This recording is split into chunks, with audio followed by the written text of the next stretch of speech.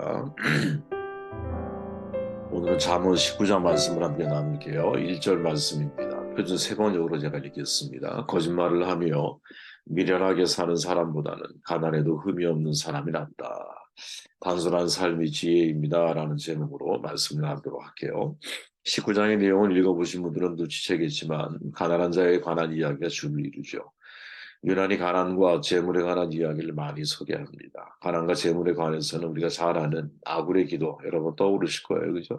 아굴의 기도 역시 잠언 30장에 나오죠.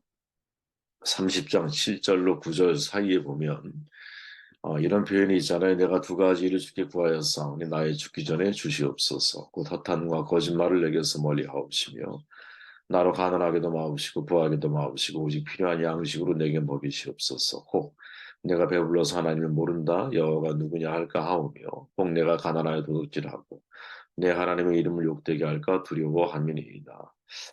너무 가난해도 그렇고 또 너무 부하여도 우리의 믿음을 지키는 것이 쉽지가 않죠. 가난하면 사람이 좀 비참하고 비굴해지잖아요. 너무 부하면 돈을 가지고 모든 것을 해결하다 보니 하나님이 필요 없게 되죠. 그렇게 꼭 필요한 양식에 자족하며 살아가는 것. 이게 사실은 지혜인데 그런데 인생을 살아가다 보면 이게 쉽지가 않다라는 거죠. 우리가 주목할 것은 그렇다면 19장에서 잠언 기자가 말하고 있는 가난이 우리에게 전해주는 교훈이 뭘까? 잠언 기자가 말하려고 하는 19장에서의 교훈이 뭘까? 저는 그것은 1절에 집약되어 있다고 생각을 하는데 표준 세번역으로 보니까 가난해도 흠이 없는 사람. 야, 가난해도 흠이 없다라는 말이 뭐지?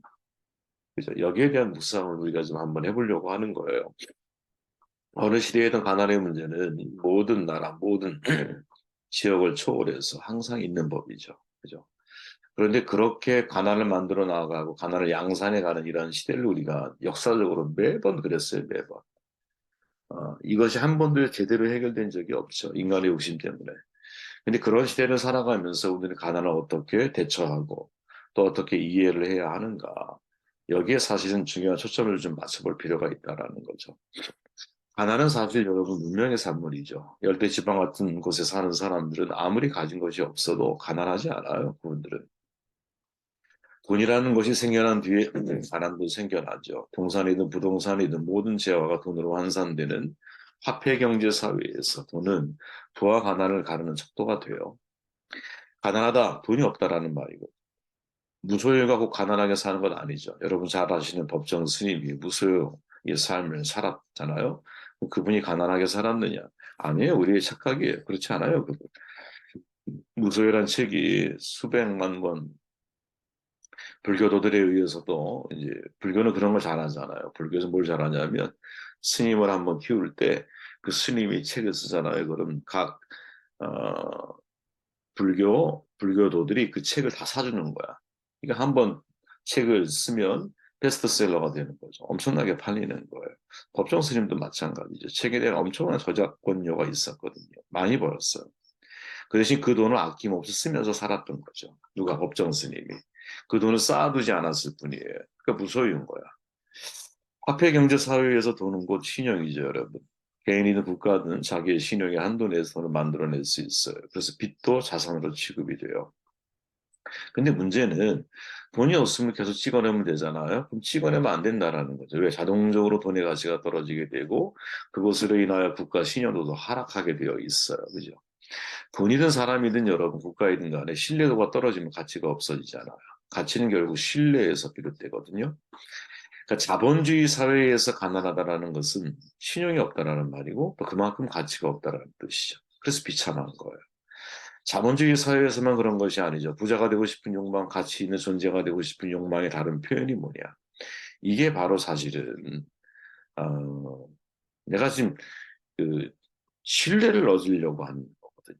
사실은 내가 부자가 되고 싶어하는 그 욕망 속에 인정받고 싶어하는 이 욕구가 여기에 바로 속해 있는 거죠. 부자가 되면 인정을 받기도 하고 어떤 가치를 인정받으면 부자가 되기도 해요. 전에 흔했던 부자 되세요라고 하는 말이 사실은 뒤집어 말하면 신용이고 가치 있는 사람이 되세요라는 말로 해석해 보면 사실은 이게 덕담이 될 수 있는 좋은 말이거든요. 근데 문제는 뭐냐면 이게 자본주의 사회에서는 항상 돈으로 연결되어져 있기 때문에 이게 우리를 굉장히 불편하게 만들고 힘들게 만든다라는 거죠. 재물을 주인으로 섬기는 자본주의 사회에서 여러분 부자가 되는 것은 뿌리 깊은 로망이죠. 수천 년 동안 가난에 시달렸던 사람들에게 가난에서 벗어날 수 있는 희망이 쌓이기 보이기 시작한 게 불과 사실은 수십 년 전이거든요. 우리나라의 경우 그죠? 근대화의 열기가 그처럼 뜨거웠던 시대에 사실은 그 이전까지 우리는 가난에 정말 너무나 고통을 많이 받았잖아요. 왜 우리가 세계적으로 교육률이 높았을까요? 물론 유교적인 문화의 영향도 있겠지만 사실은 가난을 벗어나기 위한 열망이 더 컸잖아요. 그리고 정말 수십 년 만에 한강의 기적을 이루어냈죠. 세계적으로도. 우리가 그런 과정을 거쳐왔거든요. 근데 오늘날 지금 시대의 사회학자들이 이야기하는 것은 뭐냐? 과거에는 학력과 학벌이 개천에서 용이 날 수 있었어. 지금은 여러분, 가난한 사람들이 좋은 대학을 가서 좋은 지역을 갖고 상류 사회에 진입해 나아간다는 것이 점점 더 어려워졌다라는. 이것은 옛날에 여러분 경제가 막 활성화될 때 부동산 투기를 통해서 신분 상승을 꿈꿨던 시대가 있었거든요. 얼마 전에. 근데 지금은 여러분 그것조차도 불가능한 시대를 살아가고 있다. 또 그렇게 이야기를 해요. 이런 시대를 살아가는 사람들에게 있어서 우리 교회가 항상 하는 말, 저도 그런 말 자주 하지만, 그죠? 사실은 되게 받아들이기 쉽지 않은 표현 가운데 하나가 뭐냐면 자발적인 가난을 추구하라는 말이거든요. 자발적인 가난을 추구하는 것이 그리스도인의 삶입니다. 이렇게 저도 말을 해요. 근데 과연 이 말이 얼마나 사람들에게 공감을 얻을 수 있을까? 가난하게 사는 것이 잘 사는 길이다. 이렇게 교회가 주장을 하게 되면 사실은 이것을 듣는 일반 성도들이 이거를 얼마나 사실 가슴 깊이 받아들일까? 공감이 될까? 설득력이 있을까? 저는 여러분 시간이 지나면 지날수록 야 이건 참 설득하기 너무 어려운 말 가운데 하나다 이런 생각이 들거든요. 왜? 왜? 즉 잘 사는 것, 웰빙이 돼야 되는데 이때 잘을 여러분 리치, 잘 사는 것이라고 주장하는 사람들에게는 자발적인 가난을 추구하는 것이 그들에게 있어서 얼마나 설득력이 있겠어? 없다라는 거죠. 물론 절대적인 빈곤에서 우리는 벗어나 있어요. 하지만 상대적인 빈곤함이 오히려 더 심화되고 그래서 이 시대에 자발적인 가난을 추구하자 여기에 동의할 수 있는 사람은 많지가 않다고. 신앙인들도 마찬가지라는 거죠. 이론적으로 이성적으로는 공감을 해. 그러나 정서적으로는 동조하기가 어려운 거야. 특히 내가 배를 골아서 가난을 경험했던 사람들, 감성적으로 가난을 체험했던 이 사람들에게 있어서는 가난은 굉장히 뼈저리 나쁜 체험이거든요. 지워버리고 싶은 경험이거든요. 사람들이 말을 합니다. 가난은 부끄러운 것이 아니야. 단지 불편한 것일 뿐이야. 이렇게 말을 해요. 근데 이 말을 하는 사람들을 가만히 생각해 보면 과연 저분들이 진짜 지독한 가난을 겪어본 사람일까? 물론 저도 지독한 가난을 겪어본 사람은 아니에요. 하지만 지독한 가난을 겪어본 사람들을 많이 목격을 하고 이제 만나기도 하고 그랬죠. 그분들을 생각하면서 그 이야기를 들으면 야 이것도 참 쉽게 해서는 안 되는 말이구나 이런 생각이 들거든요. 생각해 보십시오. 이른 아침에 누군가 배달해주는 도시락 하나에 의지해서 하루를 버티고 살아가는 독거노인들 있잖아요. 엄마가 아이를 키우면서 끼니 걱정을 많이 하고 있다. 야, 이런 분들에게 있어서 이 말이 과연 동의가 될 수 있을까? 친구들 눈치 보면서 무료 급식을 내가 받아야 할 때, 그 점심 끼니를 해결할 수 있는 아이들에게 있어서 가난은 불편한 게 아니거든요. 이거는 자존감을 갉아먹는 벌레 같은 거거든요. 그죠, 사실은.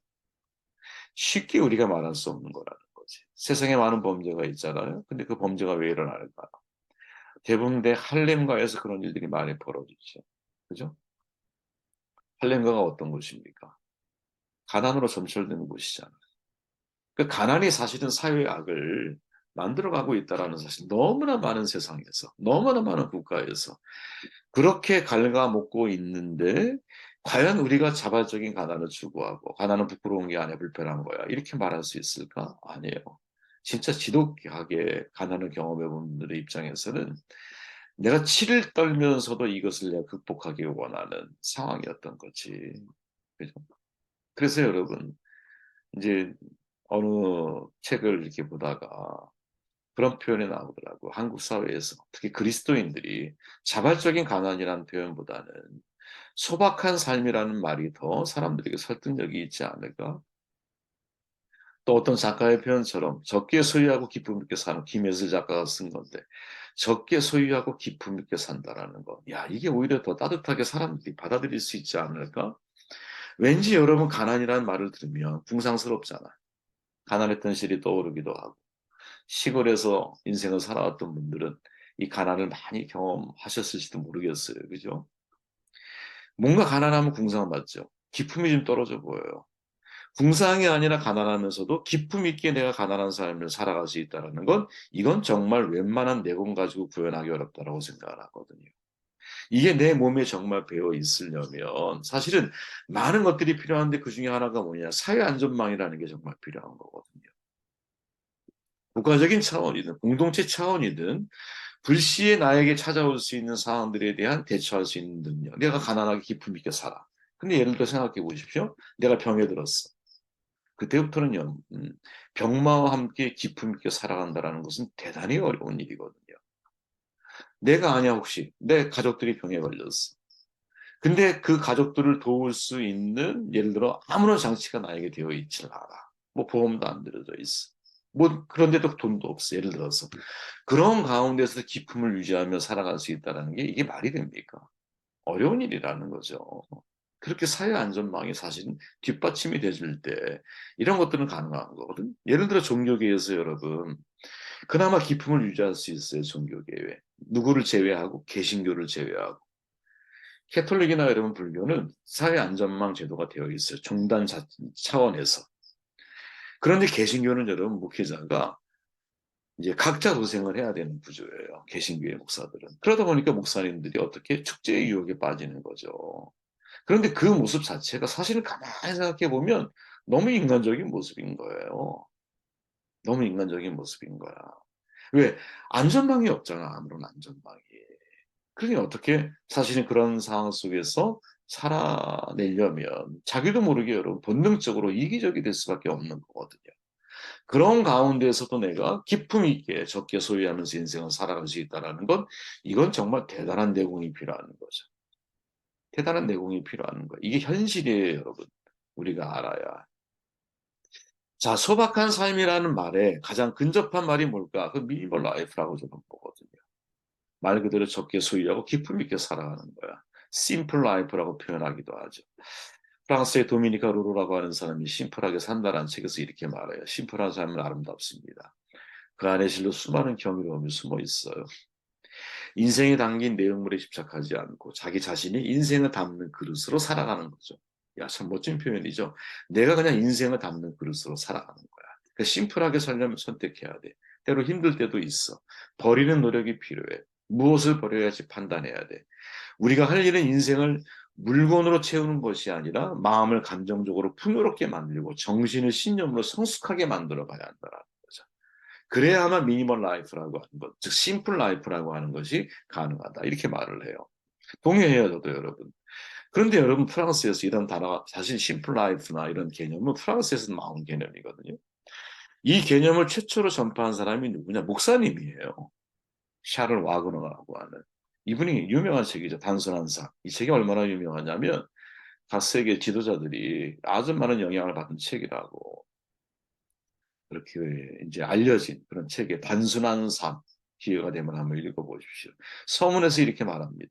단순한 삶을 열망하는 것은 말 그대로 가장 고결한 인간의 운명을 완수하고자 하는 열망이며 더 나은 정의와 빛을 향한 인간의 움직임은 모두 단순한 삶을 향한 움직임이었습니다. 쉽게 표현하면 이 와그너가 말하고 있는 단순한 삶은 뭐냐? 그냥 단순하게 살아가라 이 말이 아니에요. 여러분.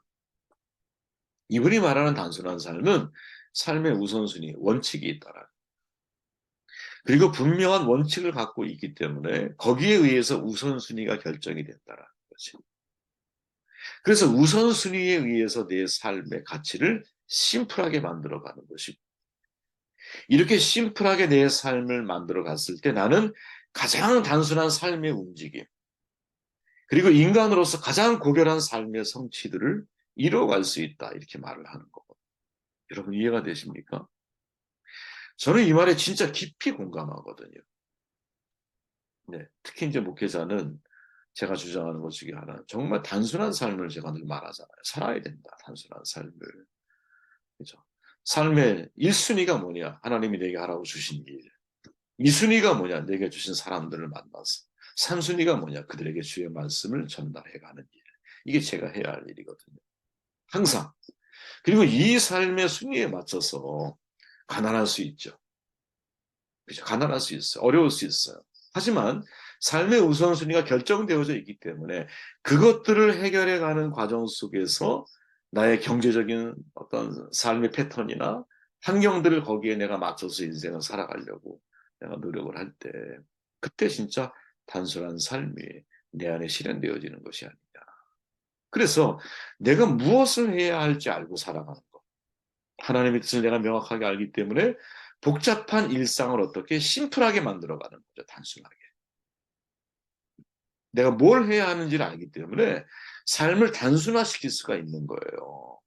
뭘 해야 할지를 모르면 어떻게 돼? 삶은 복잡해지는 거거든. 자, 잠언 기자로 돌아가 볼게요. 가난해도 흠이 없는 사람이란 표현. 야, 이거 어떻게 해석해야 할까? 가난한데 흠이 없어. 좀 전에 제가 말했듯이 여러분, 돈이 부와 가난을 가르는 척도인 시대를 우리가 살아가고 있어요. 현실입니다, 여러분. 자본주의 사회에서 가난이라는 문제는 여러분, 자존감을 갉아먹는 정말 벌레 같은 상황이거든요. 그런데 이 가운데서도 교회는 세상을 향해 자바적 가난, 아니요, 소박한 삶을 살아야 한다라고 우리는 외쳐야 돼요. 이 소박한 삶은 심플 라이프, 정말 단순한 삶을 추구하며 살아가야 되거든요. 그럼 단순한 삶이 단순해지는 거냐? 그게 아니에요. 우선순위가 분명한 삶을 내가 살아가야 한다는 거지. 삶의 우선순위가 분명하기 때문에 그것을 기준으로 해서 적게 소유하고 기쁨 있게 인생을 살아가고, 그죠? 그리고 그 가운데 무엇?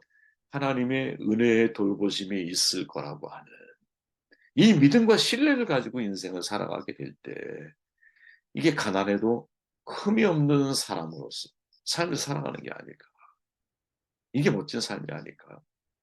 부자가 흥청망청 인생을 살아가는 것과 내가 가난하지만 소박한 삶을 통해, 단순한 삶을 통해 하나님의 뜻을 이루어가는 삶을 살아가고 있다면 후자가 훨씬 더 하나님 앞에 올바른 삶이 아닐까 하는 생각을 해보게 됩니다.